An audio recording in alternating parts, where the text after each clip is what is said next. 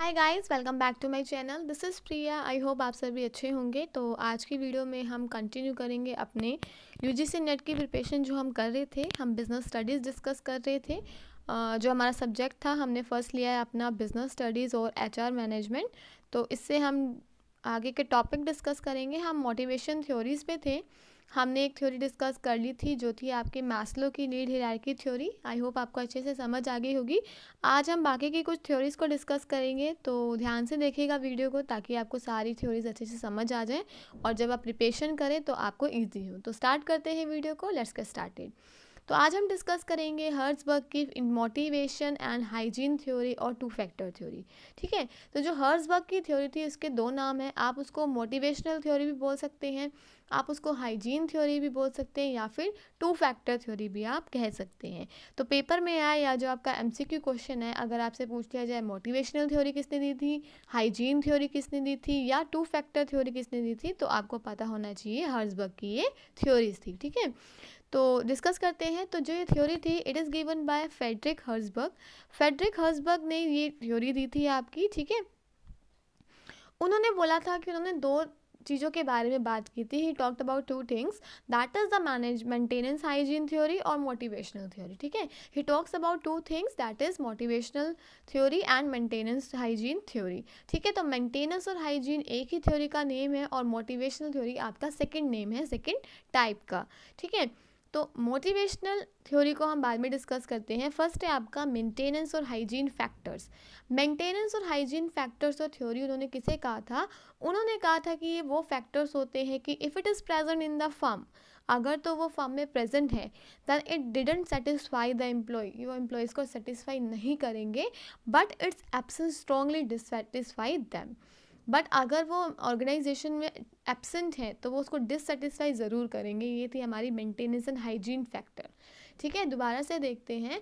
वो कह रहे हैं कि ऑर्गेनाइजेशन में कुछ फैक्टर्स होते हैं, अगर मेंटेनेंस और हाइजीन फैक्टर वो होते हैं अगर तो वो फर्म में प्रेजेंट हैं आपके, तो उससे आपके एम्प्लॉयज़ को कुछ फ़र्क नहीं पड़ता है, वो सेटिस्फाई नहीं होते हैं।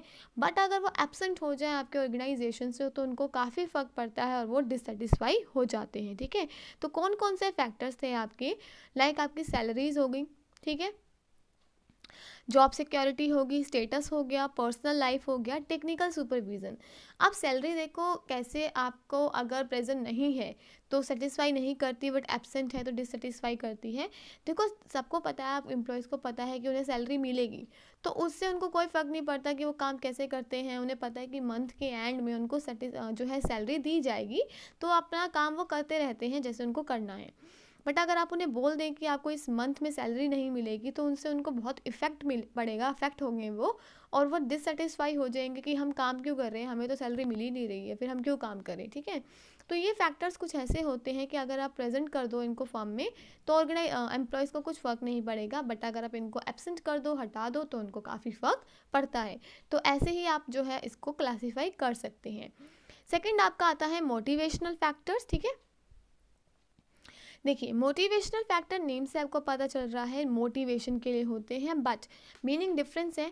तो इसका मीनिंग क्या था कि an increase in this factors will strongly satisfy the employee, any decrease will not affect the level of motivation और सेटिस्फेक्शन। ठीक है। ये था कि अगर आप इस फैक्टर्स को इंक्रीज कर दोगे तो वो सेटिस्फाई हो जाएंगे, बट अगर आप डिक्रीज भी कर दोगे ना, तो इतना अफेक्ट उनके सेटिस्फेक्शन लेवल पे उनको नहीं पड़ेगा। ठीक है। जैसे कि आपका रिकॉग्निशन हो गया, आपका प्रेज़ हो गया, आपका एडवांसमेंट हो गया, आपका अचीवमेंट्स होगी, ये सब फैक्टर्स किसमें आते हैं? आपके मोटिवेशनल फैक्टर्स होते हैं। अब देखो कैसे, जैसे कि आप किसी को प्रेज़ करते हो, किसी के काम की बढ़ाई करते हो, तो उनको अच्छा लगता है, वो ज़्यादा सेटिस्फाई होते हैं कि हाँ मैं और अच्छा काम करूँगा क्योंकि मेरे वर्क की क्या हो रही है, सराहना हो रही है। ठीक है। बट अगर आप करना छोड़ दो या किसी की आप बढ़ाई नहीं कर रहे हो, उसने कुछ काम किया, आपने उसको प्रेज़ नहीं किया, आपने उसको रिकॉग्नाइज़ नहीं किया, तो उससे भी उनके सेटिस्फेक्शन लेवल को इतना इफेक्ट नहीं पड़ता जितना आपके हाइजीन फैक्टर की एब्सेंस से होता है। ठीक है। तो ये सब क्या है? आपके मोटिवेशनल फैक्टर्स में आते हैं। नेक्स्ट एक नोट है। नोट क्या है कि जो आपकी थ्योरीज थी, मैस्लो की हायरार्की थ्योरी और ये आपकी हर्ट्ज़बर्ग की टू फैक्टर थ्योरी, इनमें कुछ कनेक्शन था। कैसे था कि जो आपके फिजियोलॉजिकल नीड्स, सेफ्टी नीड्स और आपकी सोशल नीड्स जो थी, ये जो तीन नीड्स थी वो आपकी मेंटेनेंस और हाइजीन फैक्टर्स में आती हैं, क्योंकि अगर ये प्रेजेंट होती हैं तो आप उससे सेटिस्फाई नहीं होते हो, बट अगर आपको फूड नहीं मिल रहा, आपको शेल्टर नहीं मिल रहा, आपको सिक्योरिटीज़ नहीं मिल रही, तो आप बहुत ज़्यादा डिससेटिस्फाई हो जाते हो। तो ये किसके अंडर उन्होंने डाला इसको, इन्होंने इसको मेंटेनेंस और हाइजीन फैक्टर के अंदर प्लेस किया। ठीक है, नेक्स्ट है आपकी मोटिवेशनल में उन्होंने लास्ट की जो आपकी हाई हायरार्की वाली नीड्स थी, सेल्फ एस्टीम नीड्स और सेल्फ एक्चुअलाइजेशन नीड्स, उनको प्लेस किया है। क्योंकि हमने क्या पढ़ा था, मोटिवेशनल फैक्टर्स कौन से होते हैं, जो स्ट्रांगली आपको सेटिस्फाई तो करते हैं अगर आप उसको इंक्रीज़ कर देते हैं, बट अगर डिक्रीज भी हो जाए तो आपके लेवल ऑफ मोटिवेशन में या सेटिस्फैक्शन में इतना फ़र्क नहीं पड़ता। ठीक है, तो सेल्फ एस्टीम नीड्स क्या हो गया, जैसे हमने पढ़ा था कि आपको रिस्पेक्ट चाहिए, आप अपने को सुपीरियर मानते हैं, बट अगर आपको नहीं सोसाइटी में सुपीरियरिटी मिल रही है या लोग आपको इतना सुपीरियर नहीं मानते, नॉर्मल बातचीत हो रही है आपकी, सॉरी, तो एक तरह से क्या है, ये मोटिवेशनल फैक्टर है। क्योंकि अगर ये इंक्रीज़ हो जाएंगे तो आपको बहुत अच्छा लगेगा कि बहुत हाई मेरी सोसाइटी में पावर बढ़ रही है, मुझे ज़्यादा लोग रिकोगनाइज़ कर रहे हैं। बट अगर वो नहीं भी करेंगे तो उससे आप इतने मायूस या इतने डिससेटिस्फाई नहीं होंगे। तो ये क्या है, आपके मोटिवेशनल फैक्टर्स के अंदर आती है लास्ट की 2 नीड्स, और जो फर्स्ट 3 नीड्स है वो आपकी मेंटेनेंस और हाइजीन फैक्टर्स के अंदर आती है। ठीक है, तो ये थी आपकी हर्ट्ज़बर्ग की 2 फैक्टर थ्योरी, और मेंटेनेंस और हाइजीन आपका फर्स्ट फैक्टर था, second one is your motivational factors. So come on to the next point. Next theory आपकी है एमसी क्लियंट्स की नीड थ्योरी, और you can say 3 need theory.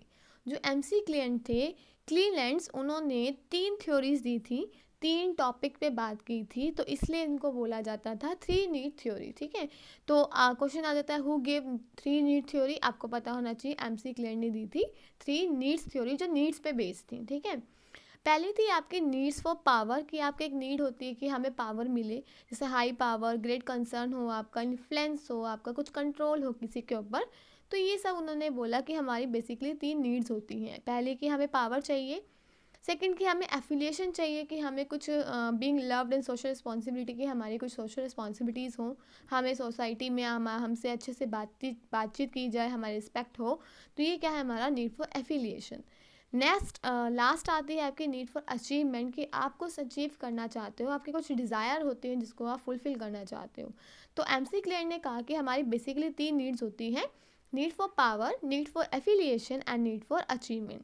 ठीक है, ये आपकी छोटी सी नीड्स हैं। मोटिवेशन थ्योरीज़ की जितनी भी थ्योरीज़ हैं बहुत ही ईजी हैं अगर आप अच्छे से पढ़ेंगे। क्योंकि देखो एमसीक्यू और यूजीसी नेट में क्या आता है, किसने ये थ्योरीज़ दी, कौन कौन सी थ्योरीज थी, या पूछ लेते हैं उस थ्योरी के अंडर क्या था। तो ये सब आपको पता होना चाहिए। ठीक है, आज की लास्ट थ्योरी जो हम डिस्कस करेंगे वो है आपकी ईआरजी थ्योरी। देखो ईआरजी का फुल फॉर्म क्या है, ई फॉर एग्जिस्टेंस, ठीक है, R for relatedness and G for growth. ये क्या है आपकी ईआरजी थ्योरी, जो कि आपकी एल्डरफर्ड ने दी थी। किसने दी थी आपकी ईआरजी थ्योरी,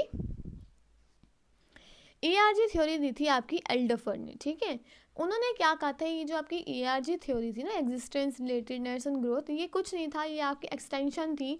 जो आपने हर्ट्ज़बर्ग की और मैस्लो की थ्योरी रीड आउट की थी, उनको थोड़ा सा एक्सटेंड करके बताया था एल्डरफर्ड ने, कि जो हमारी there is a distinction between lower order needs and higher order needs, कि जो हमारी लोअर ऑर्डर नीड्स होती है और जो हायर ऑर्डर नीड्स होती है उसमें कुछ डिफरेंस होता है। ठीक है, तो उन्होंने क्या किया, जो आपकी एग्जिस्टेंस थी ई वाली ईआरजी थ्योरी थी, एग्जिस्टेंस को उन्होंने डाला कि वो फिजियोलॉजिकल नीड्स और सिक्योरिटी नीड्स का मिक्सचर है। ठीक है, क्योंकि वो एग्जिस्टेंस, कि हमें एग्जिट रहना है, एक हमारी एग्जिस्टेंस होनी चाहिए सोसाइटी में, तो उसके लिए ये दोनों नीड्स हमारे लिए इंपॉर्टेंट हैं। रिलेटेड नीड्स हो गया सॉरी रिलेटेडनेस हो गया आपका social plus half self esteem needs. ठीक है, उन्होंने सोशल और हाफ सेल्फ एस्टीम नीड्स को डाला रिलेटेडनेस के अंदर, कि हम किसी से रिलेट करें, हमारी जो सोशल फैक्टर्स है, हमारी सिक्योरिटीज़ है, उसके अंदर डाला। ग्रोथ में जिससे हमारा इन्हेंसमेंट होता है, हमारी स्किल्स होती हैं, उसके अंडर उन्होंने डाला हाफ एस्टीम नीड्स, जो ऊपर की उन्होंने थोड़ी सी छोड़ी थी, और प्लस में सेल्फ एक्चुअलाइजेशन नीड्स, जो आपकी लास्ट नीड्स थी मैस्लो की। ठीक है, तो उन्होंने क्या था कि एल्डरफर कहते थे कि जो पीपल है ना, पहले वो अपनी मोस्ट कंक्रीट नीड्स जो होती हैं, फर्स्ट नीड्स या लोअर नीड्स जिसे हम कह लेते हैं, उनको फुलफ़िल करती हैं, उसके बाद ही वो हायर नीड्स तक जाती हैं। ठीक है, तो ये क्या थी, हमने आज 3 नीड्स पढ़ी हैं। फर्स्ट हमने पढ़ी है हर्ट्ज़बर्ग की 2 फैक्टर थ्योरी और हाइजीन थ्योरी। ठीक है, और मोटिवेशनल फैक्टर। सेकंड हमने डिस्कस किया है एमसी क्लेयर की नीड थ्योरी, और we can say 3 need theory. And after that we will discuss after that हमने डिस्कस किया है ARG theory, existence, relatedness and growth. तो आई होप आपको ये तीनों थ्योरी अच्छे से समझ आ गई होंगी। अगर आपको कुछ क्वेरी हो, कुछ समझ ना आया हो तो प्लीज़ मुझे कमेंट्स कीजिए, मैं उसमें आपकी क्वेरीज को सॉर्ट आउट करने की कोशिश ज़रूर करूँगी। Thank you, have a good day.